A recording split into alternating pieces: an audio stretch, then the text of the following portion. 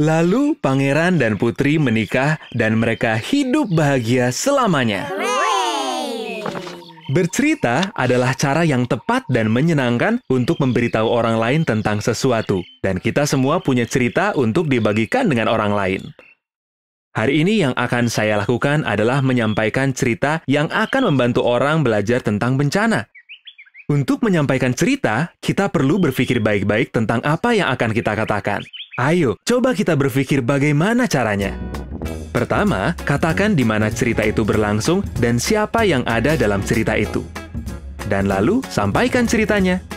Terakhir, coba diskusikan apa yang bisa kita pelajari dari kisah tersebut.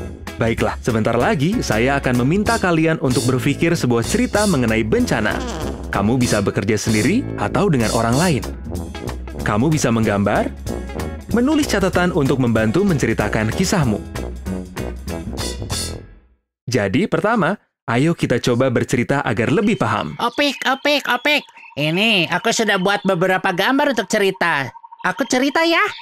Wah, hebat sekali. Pertama, katakan di mana cerita itu berlangsung dan siapa yang ada dalam cerita itu. Dahulu, ada seorang laki-laki tinggal bersama keluarganya di sebuah rumah di pinggir sungai. Orang-orang memberitahu dia kalau sungai itu kadang-kadang banjir dan dia harus siap-siap kalau ada banjir. Tapi dia tidak mau dengarkan mereka. Lalu, katakan apa yang terjadi. Suatu hari, hujan sangat lebat dan alarm peringatan banjir bunyi. Karena dia tidak pergi ke pertemuan desa, dia tidak tahu arti alarm itu. Ketika sungai itu banjir, rumahnya rusak.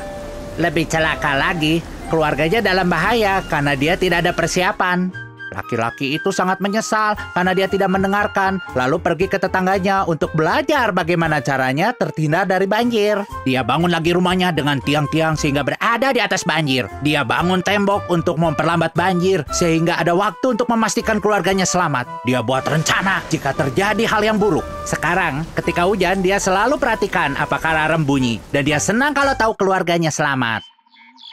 Lalu, kita katakan apa yang kita pelajari dari cerita itu. Yang kita pelajari adalah kamu harus dengarkan orang sekitarmu dan ikut kegiatan masyarakat. Kamu harus tahu bencana lokal yang mungkin terjadi. Pastikan kamu tahu jenis peringatan yang ada. Terakhir, kamu harus punya rencana jika terjadi hal yang buruk. Bagus sekali, Endut. Ingat, cerita terbaik akan dikumpulkan dan dibagikan ke teman-teman. Dan kamu akan terkenal. Jadi coba pikirkan cerita yang benar-benar bagus ya. Oke deh. Kita mulai berpikir yuk.